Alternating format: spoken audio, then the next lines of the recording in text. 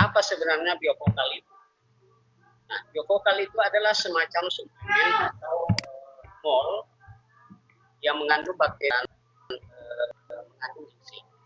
Nah, bakteri baik ini manfaatnya adalah kalau diimpan dia bisa memperbaiki kualitas air, bisa memperbaiki kualitas air salah satunya, dan bisa meningkatkan plankton-plankton yang ada di dalam ikan.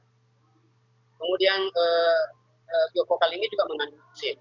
Apa gunanya enzim dalam pakan nanti?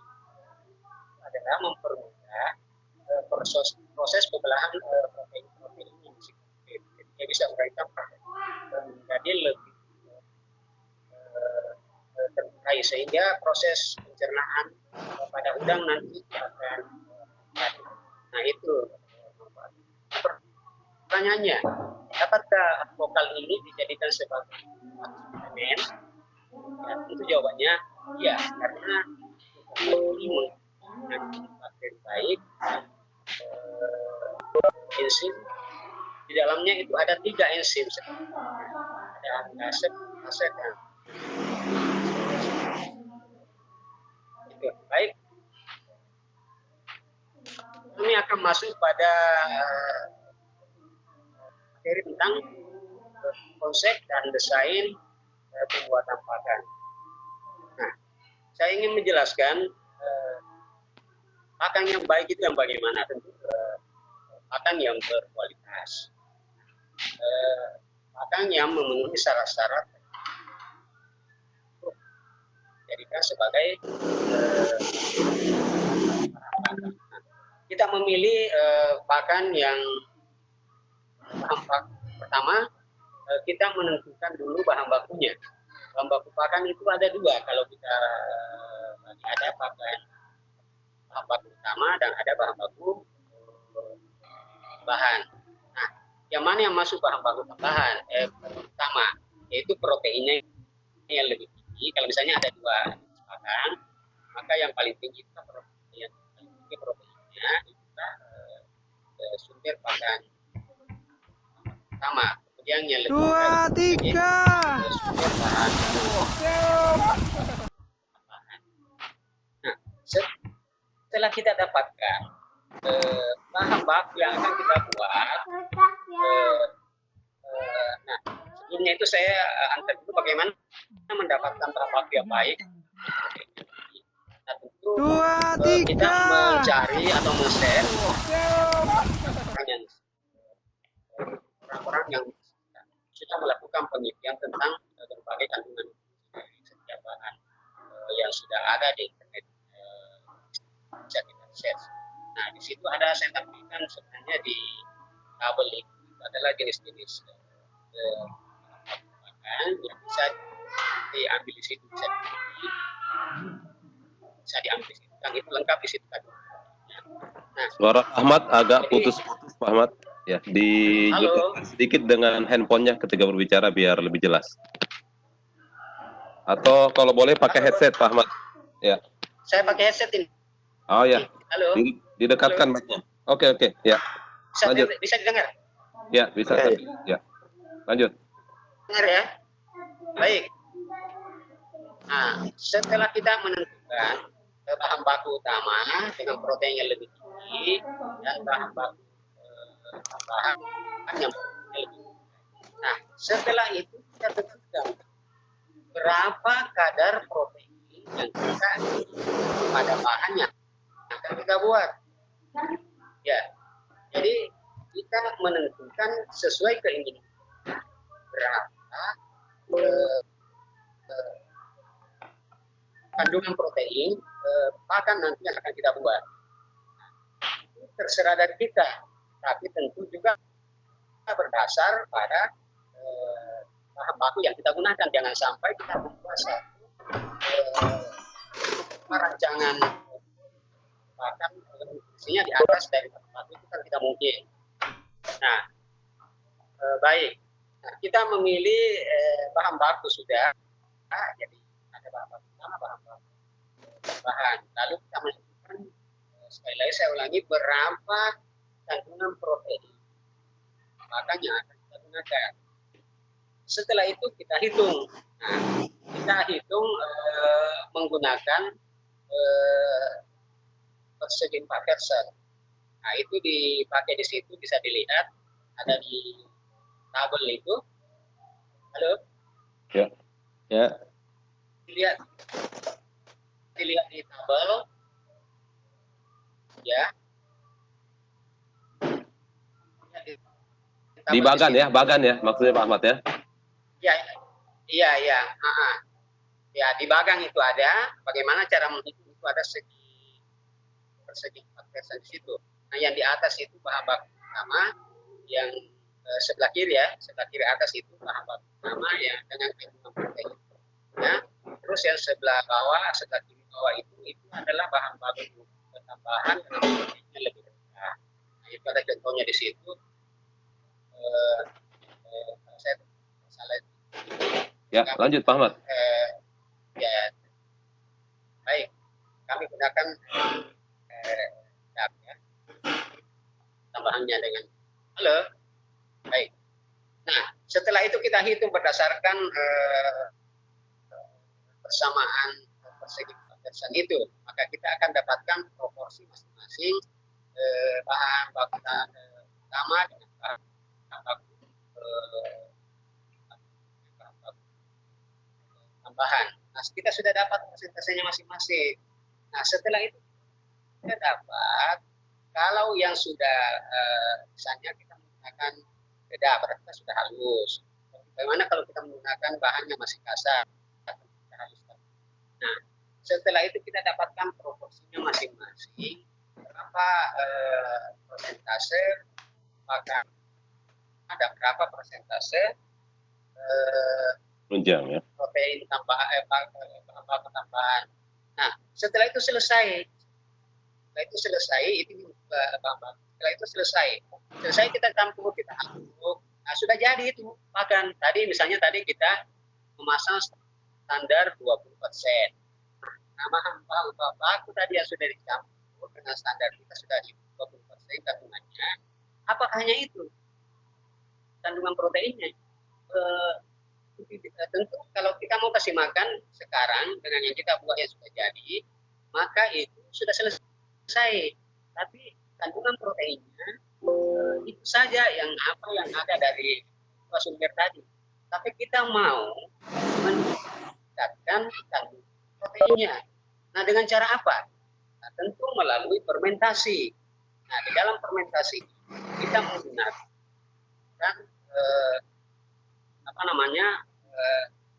prebiotik. Nah, prebiotik saya pakai biovokal.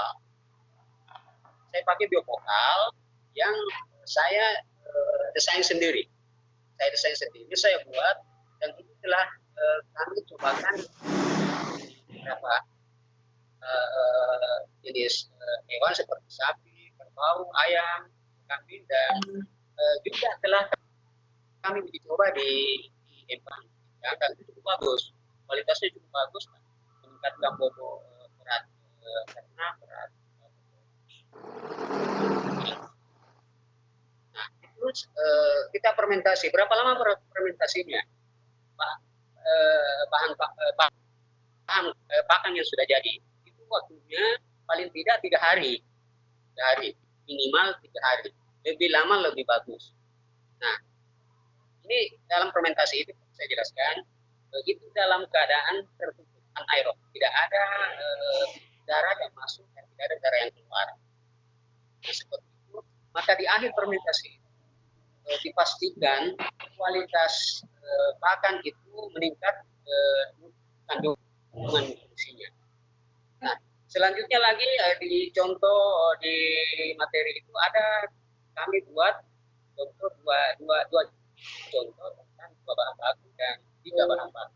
Nah, semuanya itu bisa dilihat di bagaimana cara penyelesaiannya di materi itu. 3 bahan baku sebenarnya prinsipnya sama saja. Nah, sekali lagi selalu kita membuat standar mengupayakan berapa kualitas pakan yang kita inginkan dari bahan baku yang tersedia.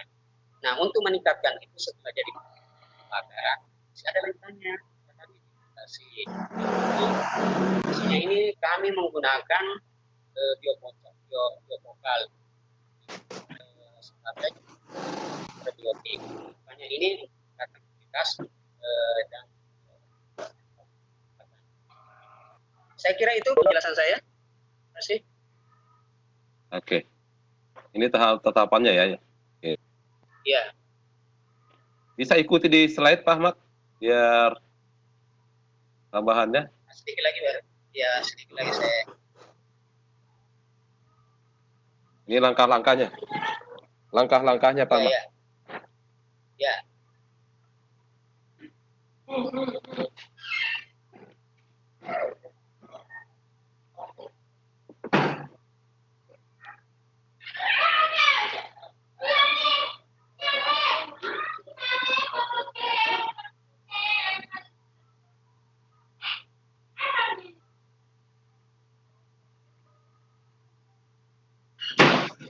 Oke, baik Pak Imran. Bisa kami lihat langkah-langkahnya. Ya. Ya.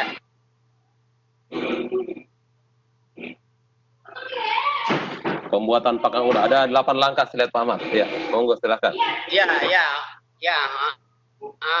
Jadi langkah pertama itu kita menentukan bahan baku utama. Tadi saya sudah jelaskan yang mana yang bahan baku utama, yaitu adalah kandungan proteinnya yang lebih tinggi. Lalu yang kedua, kita cari bahan lagi sebagai bahan baku penunjang yang kandungan proteinnya lebih rendah. Nah, seterusnya kita menentukan kandungan protein pakan yang akan kita buat. Nah, sudah selesai. Sekarang kita buat formulasinya. Kita buat formulasi bahan baku yang telah kita pilih.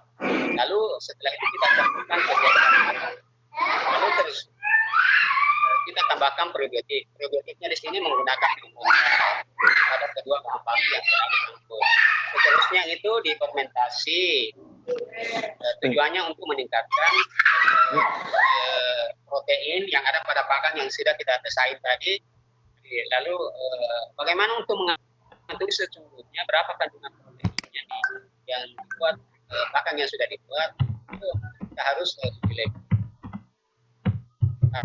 Tapi dari teori yang kita sudah buat tadi, berdasarkan hasil penelitian sebelumnya itu pakan setiap bahan baku setiap pakan kita sudah. Nah itu ada terlihat di tabelnya itu Pak. Ada di tabel itu jenis pakan itu bisa dipakai. Ada di tabel itu. Ya, Pak. Ya. Ada beberapa jenis itu. Nah itu salah satu bisa menjadi referensi untuk bahan baku.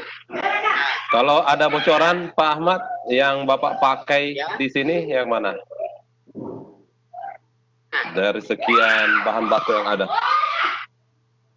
Oh, saya itu ada di ini Pak, ada di slide itu yang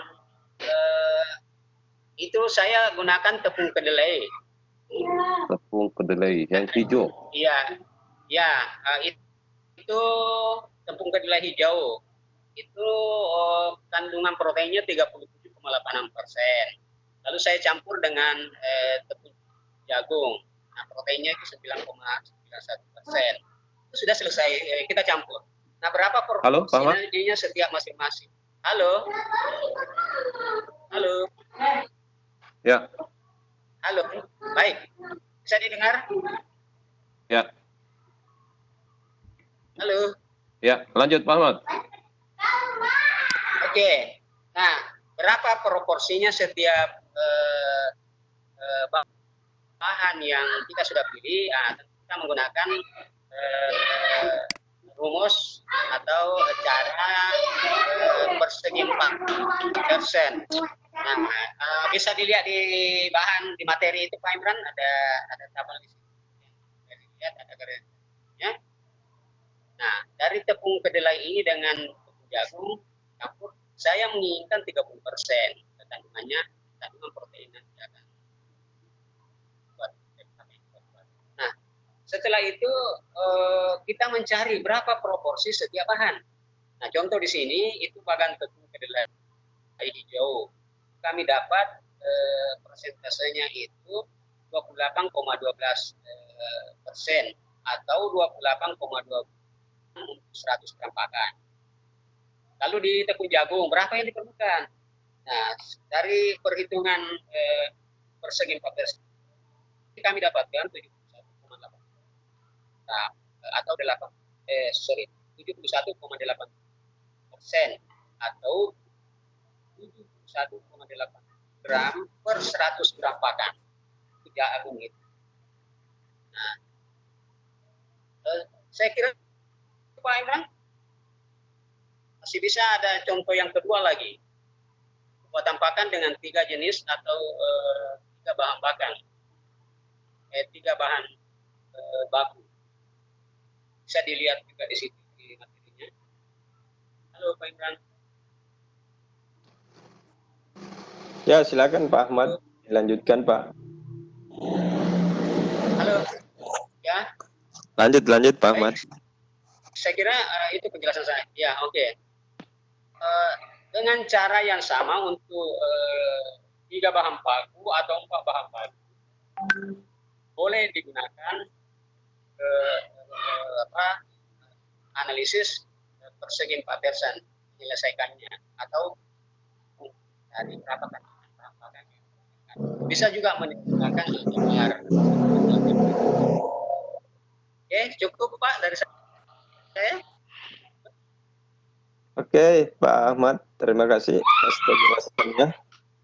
Bapak Ibu sudah menyimak tadi penjelasan dari Pak Ahmad. Mungkin ada hal-hal yang ingin ditanyakan terkait dengan produk Biopocal atau yang berkenaan dengan desain pembuatan pupuk organik ini. Kita persilakan, silakan Bapak Ibu. Bapak Ibu yang ingin bertanya itu dapat mengetik pada bagian Q&A pada layar Bapak Ibu, kemudian ada raise hand di situ. Silakan.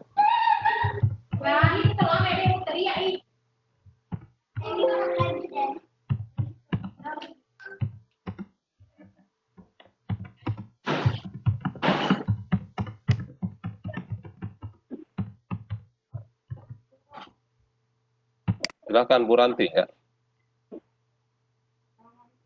Ada Bu Ranti Pak, oke. Ya, Ibu Ranti silakan.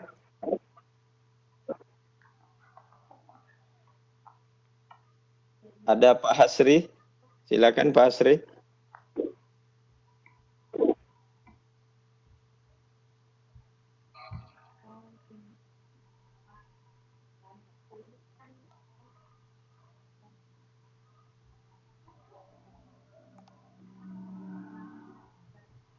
Kurang jelas terdengar suaranya. Suara Bu Ranti kurang jelas, bisa diulang.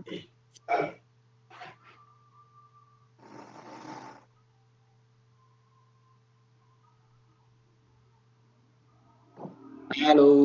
Baik. Pak Asri silakan Pak Asri. Assalamualaikum. Salam warahmatullahi. Ya, terima kasih Pak Ahmad. Saya bisa didengar Pak Ahmad? Bisa Pak, bisa. Oke, pertanyaannya. Berapa lama dan berapa porsi yang diberikan kepada udang atau ikan dalam hal luas dan jumlah bibit yang kita tebar? Mohon perbandingannya. Misalkan 1 hektar, ideal berapa bibit dan berapa pakan yang dibutuhkan. Terima kasih. Assalamualaikum. Baik. Pak Asri yang saya hormati, terima kasih pertanyaannya. Berapa takaran yang mau diberikan? Hanya menggunakan total sebagai suplemen. Nah, dari berbagai hasil kajian itu, 1 ppm. Itu artinya 1 milimeter sama dengan satu bandingannya itu 1 meter kubik. Ya, meter kubik, Pak. Nah, seperti itu. Jadi kalau kalau misalnya kita ingin menggunakan di Embang, menggunakan botol, produk itu masih menggunakan botol, Pak. Masih menggunakan botol kemasan Aqua sementara. Itu kalau 1 hektar tergantung juga kedalamannya. Kalau kedalaman 60 cm, maka itu dibutuhkan sekitar 12 botol atau sekitar 6 liter per hektarnya untuk 1 kali tebar. Itu yang waktunya kami lakukan biasanya per minggu. Jadi setiap minggu itu kami untuk 1 hektar kami berikan 12 botol, atau kalau dia kedalamannya sampai 80 cm ke atas sampai 1 meter lebih, itu kami berikan sekitar 16 botol atau 8 liter per hektarnya per minggu. Nah, berapa lama diberikan ini? Nah, tentu sesuai dengan tambah berapa lama dia memelihara udangnya. Nah, kalau 2 bulan berarti kan 8 minggu. Kalau dia 2 bulan berarti kasih 8 minggu. Nah, apakah perlu tambahan pakannya lain? Ya, silakan saja kalau mau ditambahkan. Tapi dengan pakan ini juga sudah cukup digunakan oleh udang dengan baik. Karena ini sudah kami buktikan di lapangan. Seperti di baru itu kami coba 6 are itu sekitar 3 bibitnya, ya, coba sama petani saya 3 bibitnya, dan pelihara selama 2 bulan, dan hasilnya itu lumayan bagus. Dalam 2 bulan itu bisa naik antara 95 ekor ya per kilo. Artinya ini 2 bulan. Nah, kalau kita misalnya menambah 1 bulan lagi sehingga 3 bulan, maka bisa kita dapatkan hasil di antara 60 per kilogram. Jadi ini cukup baik, Pak, untuk memanfaatkan di Embang. Nah, ini salah satu kelebihannya. Pupuk ini tidak mengandung unsur kimia di dalam proses pembuatannya, sama sekali tidak ada unsur kimia. Semuanya itu orisinil dari bahan nabati, dan sedikit kami tambahkan dari hewani. Kira itu.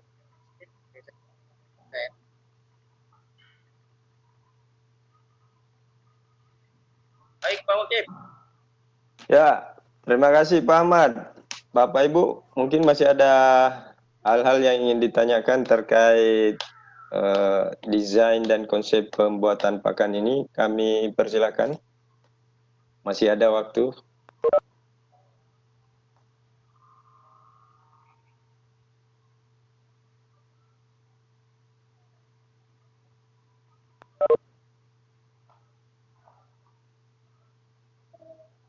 Ya, Pak Mursid Hadi Utomo.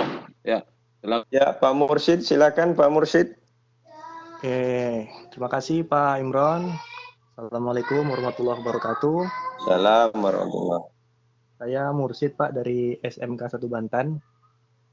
Jadi ada beberapa hal yang mau saya tanyakan Pak terkait dengan pakan ini. Yang pertama tadi kan diberikan prebiotik Pak ya, jadi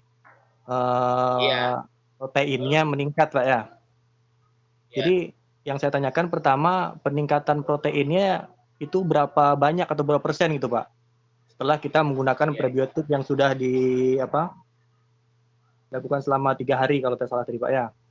Kemudian setelah dilakukan dilakukan pemeliharaan dengan pakan tersebut, FCR-nya jadi berapa gitu Pak ya? FCR setelah pemeliharaan Nah, dan yang terakhir Pak, untuk biaya pakannya sendiri Pak, kalau kita buat pakan sendiri dengan biaya dengan bahan-bahan yang tadi Bapak sampaikan, biaya 1 kilonya itu berapa Pak ya, dengan sudah dicampur dengan prebiotik itu tadi Pak.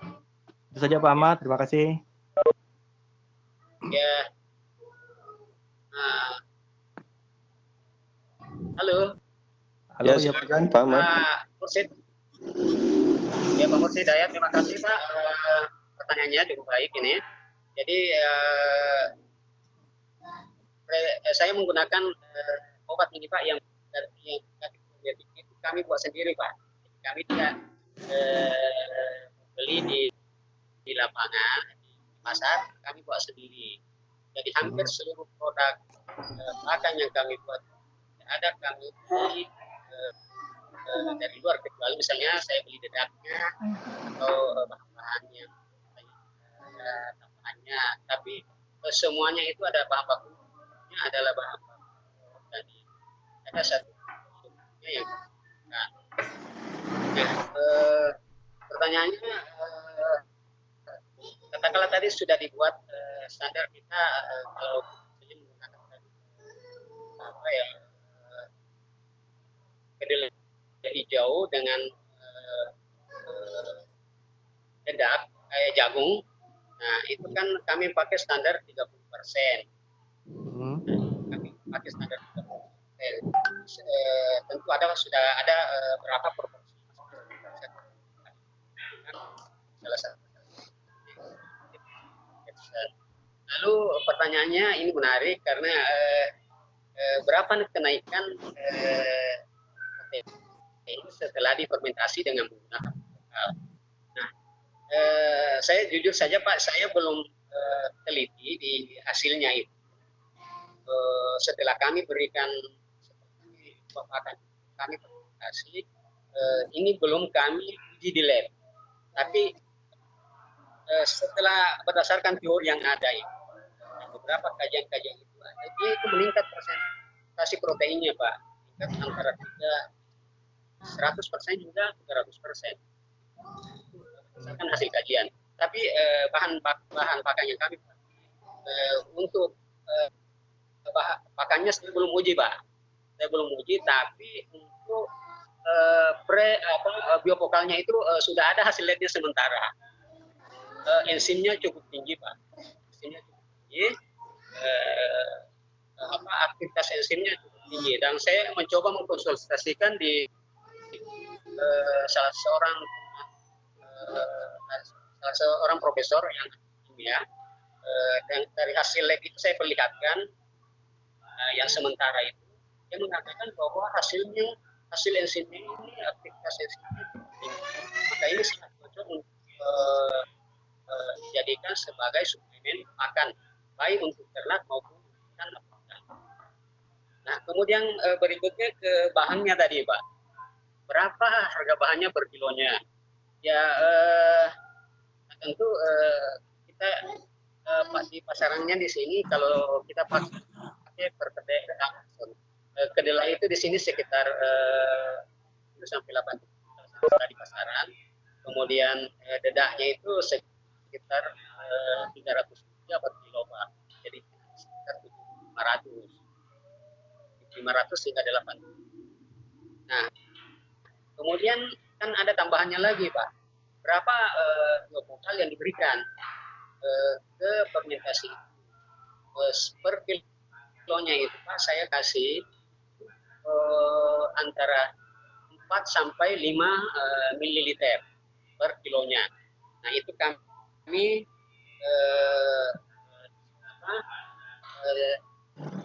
cairkan di air supaya ini lebih saya campur ke air supaya memang karena ini kalau dilarut dalam air ini obatnya memang bakterinya itu terbang. Ya, jadi setelah itu kami campurkan ke pakan itu, aduk, yang terlalu basah,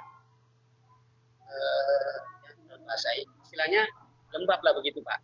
Jadi sesuaikan saja berapa air yang diberikan. Yang penting berapa mililiter untuk 1 kilo itu saya kasih sekitar 4 sampai 5 ml, Pak.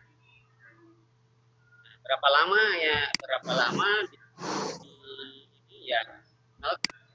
semakin lama semakin bagus. Ingat fermentasinya jangan sampai kemasukan darah bocor. Karena itu kalau ciri fermentasi yang baik atau sudah jadi dibuka jadi harum. Kalau dia busuk berarti jadi, jangan dikasih makan Pak, ke ikan atau ternak. Kira itu saya. Ya, terima kasih Pak Ahmad, Pak Mursid. Demikian tadi penjelasan dari Pak Ahmad. Mungkin di antara Bapak Ibu masih ada yang ingin bertanya. Ada Bu Ranti, disilakan Bu Ranti.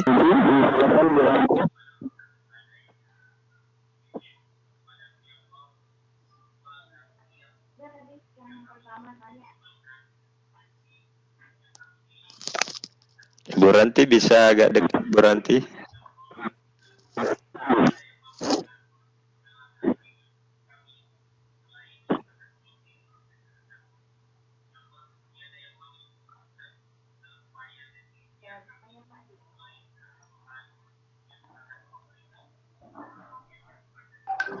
Kurang jelas Bu Ranti, boleh di set suaranya.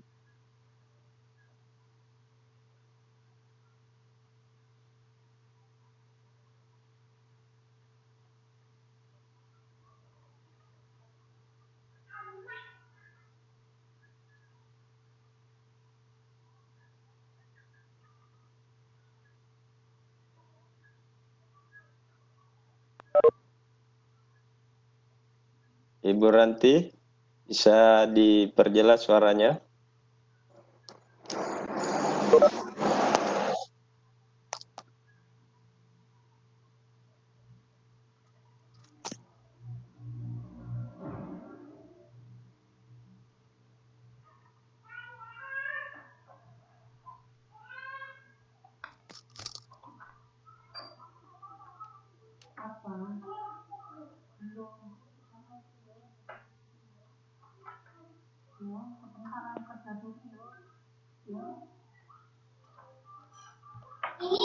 Pak Wakil, ada pertanyaan di Q&A dari Pak Redi Yuniarto dan Tuan Karya Utomo. Silakan Pak Wakil. Pak Ahmad, ini ada pertanyaan dari Pak Rudi Yuniarto. Pak Ahmad. Baik, ya. Pertanyaan Pak Redi Yuniarto, komposisi biopocal dan prosedur pembuatannya bagaimana Pak? Oke. Baik. Komposisinya itu sementara Pak, saya baru mendapatkan hasil labnya tentang kandungan nutrisinya karena maaf ini terhambat corona Pak, karena ini proses dalam pengujian di laboratorium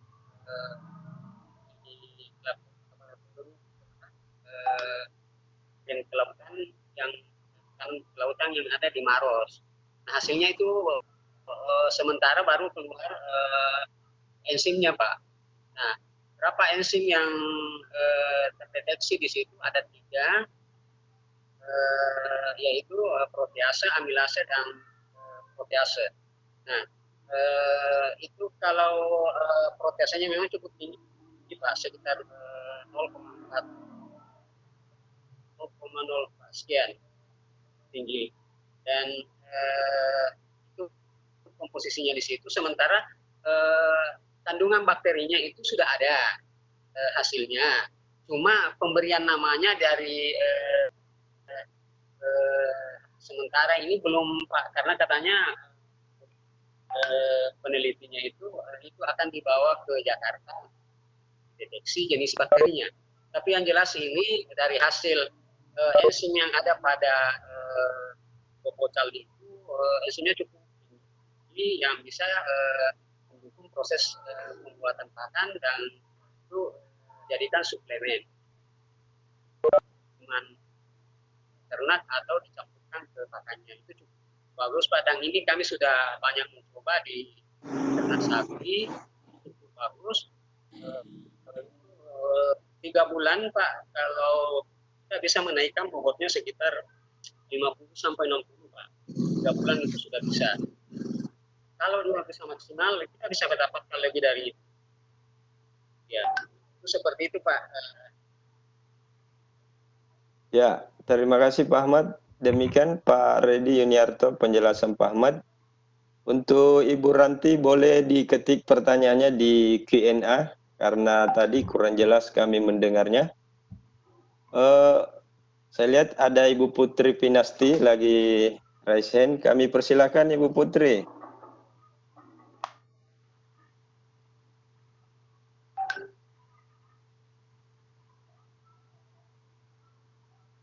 Ibu Putri ada pertanyaan?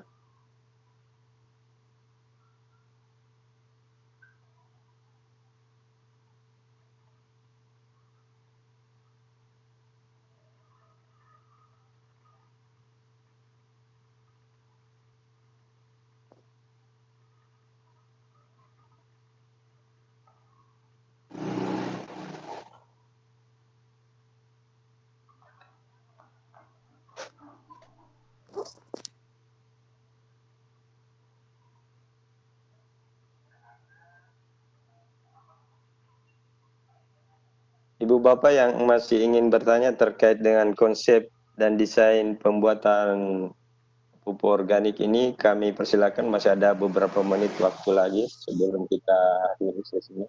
Ada di chat Pak Okip, ada di chat, ada pertanyaan, dan di QA masih ada satu.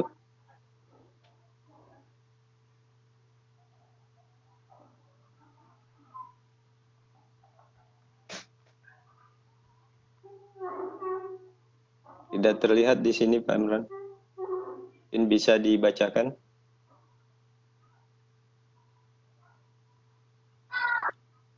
Saya bantu bacakan Pak Okip. Ya Pak. Dari Bu Yuniarti Yuwanita Adrianti.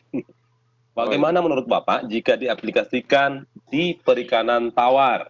Kebetulan di Pacitan banyak sekali pembudidaya pemula yang saat ini mengeluh tentang biaya pakan. Gimana Pak Ahmad? Ahmad masih dengar? Ya, dengar Pak. Baik, dari Ibu Yanti ya, tadi dari Pacitan ya. Baik, ini untuk di Empang, artinya di air payau bisa, di air tawar juga bisa. Jadi, sama saja sistem pemanfaatannya di air tawar dengan di air payau bisa. Bisa.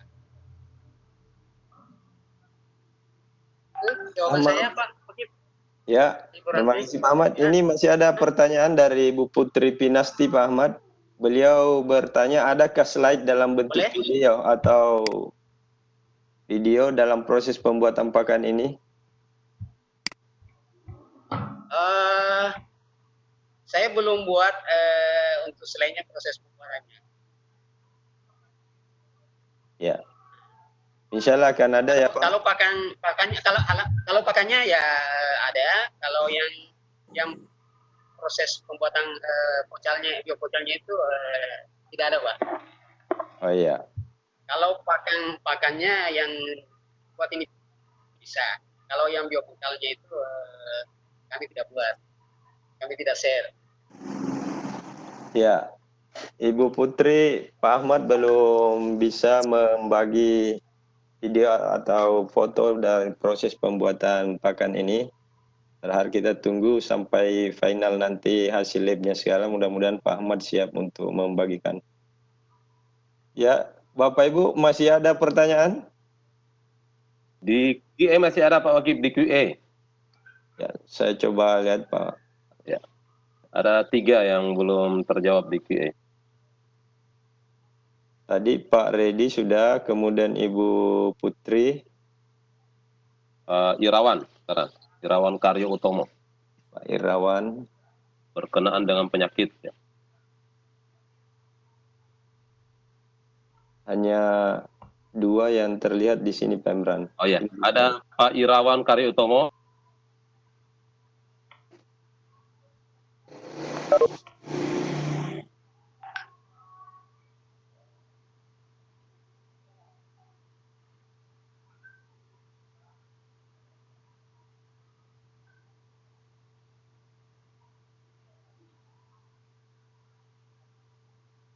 diberikan.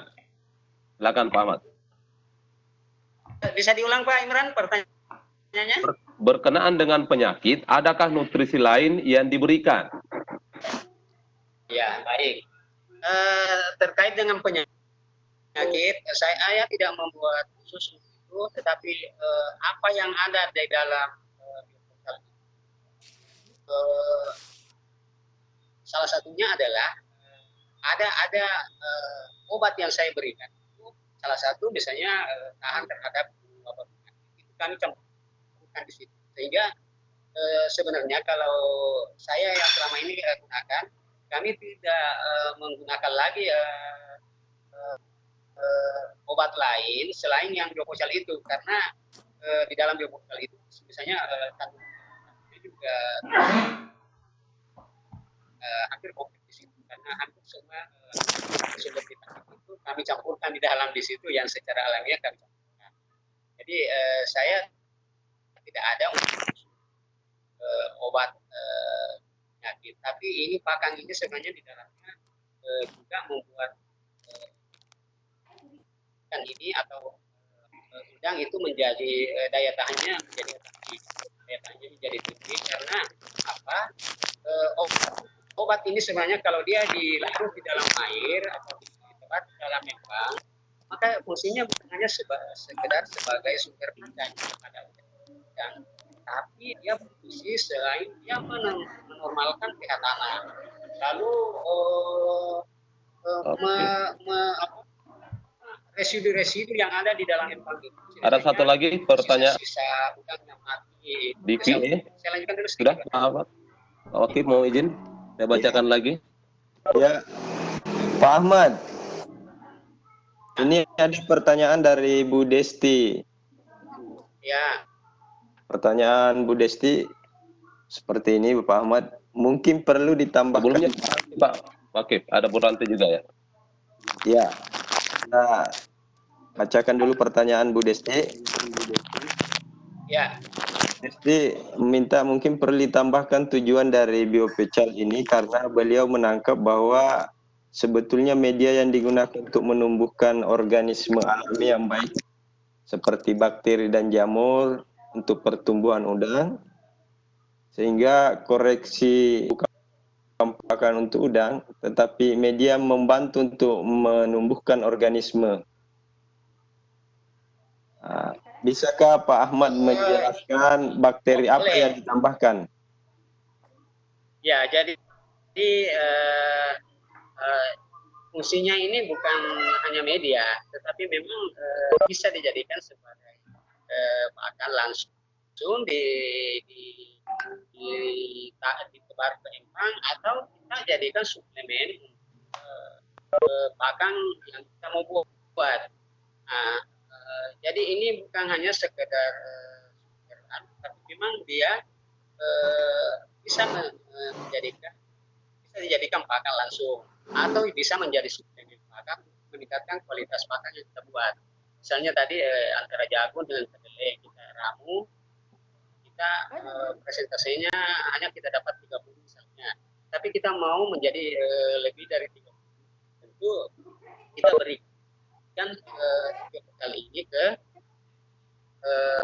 pakan yang kita sudah buat yang tadi nilainya 30%, tapi kita mau meningkat lebih dari itu, maka kalau diberikan biopocal ini, proteinnya akan meningkat setelah dia difermentasi. Nah, kami tidak menggunakan yang lain-lain kecuali biopocal ini. Kami tidak mencampurkan gula atau bahan-bahan yang lain. Kita selesai cukup itu. Jadi sangat praktis menggunakan bahan ini ketika mau dijadikan sebagai suplemen pakan meningkatkan kualitas atau daripada pakan. Ya. Terima kasih. Ya, Pak Ahmad. Ini masih ada pertanyaan lanjutan dari Bu Desti, Pak Ahmad. Beliau minta penjelasan apa yang membedakan bahan utama dan bahan penunjang, apakah dari proporsinya atau dari komposisi bahannya? Dari kandungan nutrisi bahan bakunya, Pak. Jadi kita bisa men-share di internet, atau kita sudah dapatkan bahan, katakanlah dedak. dan kita sudah dapatkan, lalu kita mau mencampurkan dengan bahan yang lain. Nah, mana yang komposisi proteinnya lebih tinggi, yang sebagai bahan utama, dan mana yang komposisi proteinnya lebih rendah dari bahan, kita menjadi bahan yang misalnya tadi kedelai dengan jagung, maka jagung itu kedelai itu bahan utama. Nah, gimana kalau lebih dari 2 atau 3 ke atas ya? Ya, kita gabungkan yang tinggi kita gabungkan dengan yang rendah. Kita selesaikan masing-masing yang tinggi dulu berapa proporsinya, dan yang rendah berapa proporsinya. Misalnya jagung dan dedak, maka itu dia menjadi bahan bahan. Kalau kedelai misalnya dengan daun kelor, kita campurkan, maka itu daun kelor dengan kedelai itu menjadi bahan utama. Terima kasih. Terima kasih Pak Ahmad. Ini ada banyak pertanyaan ini masuk. Ini ada dari Bu Nur Hasana ini. Bu Nur Hasana pertanyaannya, bagaimana perbandingan efektivitas pakan prebiotik yang dibuat dengan pabrikan dan pengaruh segmentasi terhadap pemeliharaan udang? Halo, lebih jelas Pak. Bisa diulang Pak? Ya, Pak Ahmad bisa didengar? Bisa diulang? Ya. Bisa diulang? Perbandingan efektivitas pakan probiotik yang dibuat dengan pabrikan Pak, dan pengaruh segmentasinya terhadap pemeliharaan udang. Oh ya, saya belum pernah melakukan percobaan membandingkan dengan produk yang lain Pak. Saya hanya mencoba sendiri dengan saya tidak pernah menggunakan lain dengan produk ini. Tapi dari segi efektivitasnya untuk membandingkan dengan produk yang lain saya tidak. Tetapi hasil uji coba dari beberapa tempat itu hasilnya juga bagus. Seperti yang kami coba di Baru, hanya 6 are, tapi menghasilkan 6 are itu hanya menggunakan 8 botol Pak, atau sekitar 4 liter. Nah, berapa hasilnya? Itu menghasilkan kurang lebih 300 kilo untuk 6 are. Nah, itu berapa lama? Itu hanya 2 bulan. Apakah ada tambahan lain yang diberikan? Tidak ada. Tidak ada. Betul-betul hanya 8 botol itu selama 2 bulan. Lalu tidak ada lagi tambahan yang lain. Pas minggu itu dibalik, kan hasilnya lumayan bagus Pak. Dia bisa menghasilkan 300 kilo untuk 6 are. Nah, dengan asumsi ini kita menggunakan biopotal saja dalam 1 hektar kita bisa menghasilkan sekitar 5 ton per hektar. Berapa biayanya? Cukup murah Pak. Kami hanya menjualnya ini di pasar ini menjualnya ini dengan harga yang sangat terjangkau, hanya 25.000 per botol. Itu isinya 600 ml. Ya, jadi saya belum pernah membandingkan dengan prebiotik lain. Ya, Pak Ahmad, masih ada pertanyaan ini Pak, belum dijawab. Dari Ibu Putri Pinasti, beliau bertanya, apakah semua bahan itu dalam bentuk kering seperti bahan daun-daunan itu Pak? Silakan Pak Ahmad. Oh iya, kami menggunakan semua yang segar, bahan-bahan yang segar semuanya, tidak ada yang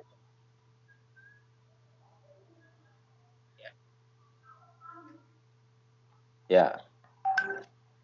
Kemudian pertanyaan dari Pak Rahmat Sam, Pak Ahmad bertanya, apakah produk ini sudah mengandung bakteri yang dapat mengurai sisa makanan atau kotoran? Hasil lab itu sementara kan baru enzimnya Pak yang kami dapat. Tapi dari peneliti itu, dari kepala labnya itu mengatakan bahwa ini sudah memang mengandung bakteri baik. Bakteri baik, tetapi namanya itu belum bisa diklasifikasikan, tapi katanya itu harus dikirim ke Jakarta lagi menggunakan nama bakteri-bakteri yang ada di dalam biofokal itu. Nah, dari segi prakteknya, kalau katakanlah misalnya kotoran ternak, ada kotoran ayam, kotoran sapi misalnya, lalu itu disiramkan, misalnya ambil katakanlah 10 ml, kita campurkan dengan 2 liter air, lalu kita siramkan ke kotoran itu, maka hasilnya cukup bagus Pak, baunya jadi hilang, berkurang, dan itu salah satu manfaatnya mengurangi dampak. Nah, lalu bagaimana kalau dia diempang? Ya seperti itu juga, dia akan menghilangkan bau busuk yang ada di empang itu, bahkan kualitas air itu bisa menjadi lebih baik.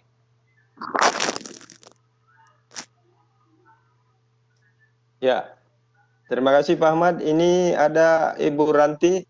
Ibu Ranti silakan Bu, ada pertanyaan.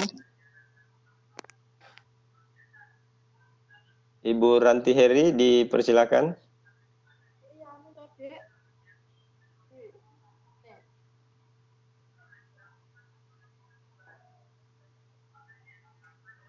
Ibu Ranti.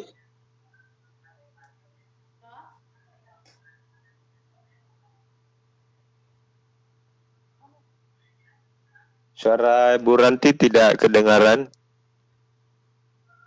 Baik Pak Ahmad, ini ada pertanyaan dari Bu Nur Hasan. Kan Pak, mohon penjelasan. Pak Ahmad? Ya, sudah dengar Pak? Udah. Jadi yang prebiotik yang kami gunakan di dalam membuat pakan ini Pak, itu adalah biovokal yang ada di materi itu. Itu ada tampilannya tertulis biovokal. Kami gunakan itu, dan tidak ada bahan lain prebiotik yang lain saya tambahkan kecuali itu. Dan ya.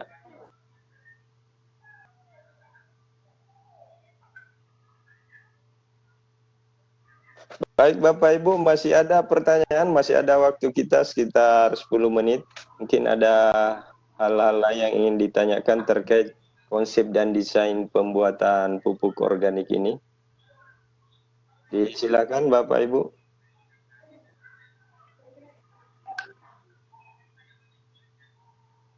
Saya bertanya Pak Wakil. Ya silakan Pak Imran Pak. Baik Pak Ahmad, ini kan sudah diuji coba di Baru, di Jeneponto, dan di Pangkep. Apakah ketika produk ini dianggap sudah berhasil, lalu ada yang ingin memesan secara komersil, apakah pihak Pak Ahmad sudah siap untuk menyuplai? Terima kasih Pak Ahmad.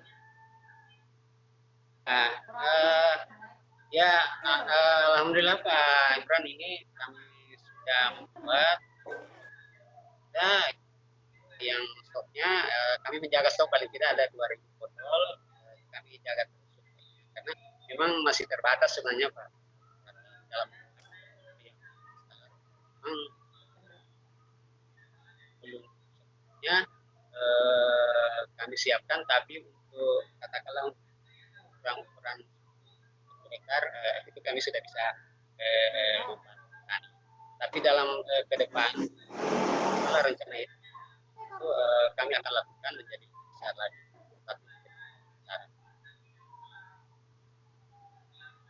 Baik, terima kasih Pak Ahmad. Ya, baik. Terima kasih Pak Ahmad. Demikian Pak Imran penjelasan Bapak Ibu dari Pak Ahmad terkait dengan konsep dan desain pembuatan pupuk organik untuk udang ini. Beberapa catatan untuk kita mati bersama bahwa dalam desain pembuatan pupuk organik udang ini ada beberapa langkah. Yang pertama, kita harus menentukan bahan baku utama dan kandungan protein dari bahan baku yang akan digunakan. Kemudian perlu ada bahan baku penunjang dengan kandungan protein yang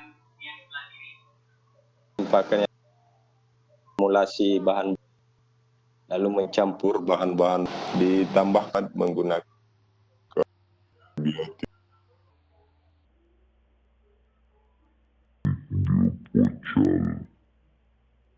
kemudian dilakukan fermentasi untuk meningkatkan kualitas pakan. Demikian Bapak Ibu materi yang disampaikan oleh Pak Ahmad konsep dan desain pembuatan pakan organik untuk udang. Mungkin ada hal-hal lain yang ingin ditanyakan, nanti bisa melalui WA atau melalui email. Dan kekurangan dari seminar ini mohon dimaafkan karena jaringan Pak Ahmad sepertinya lagi putus-putus, dan ini bisa kembali disaksikan rekamannya melalui rekaman di Facebook LP3TK Bapak Ibu. Demikian Bapak Ibu, terima kasih atas perhatiannya, dan kepada Bapak Dokter diapresiasi dengan aplaus. Terima kasih Pak Ahmad atas sajiannya, dan terima kasih Bapak Ibu atas perhatiannya. Kami mewakili manajemen LP3TK mengucapkan selamat menyambut bulan suci Ramadan. Semoga kita semua dalam keadaan sehat walafiat, dan insya Allah masih ada materi-materi berikutnya yang akan disajikan oleh lembaga LP3TK untuk membantu meningkatkan pengetahuan Bapak Ibu selama masa WFH ini. Terima kasih, mohon maaf atas segala kekurangan. Assalamualaikum warahmatullahi wabarakatuh dan selamat siang. Waalaikumsalam warahmatullahi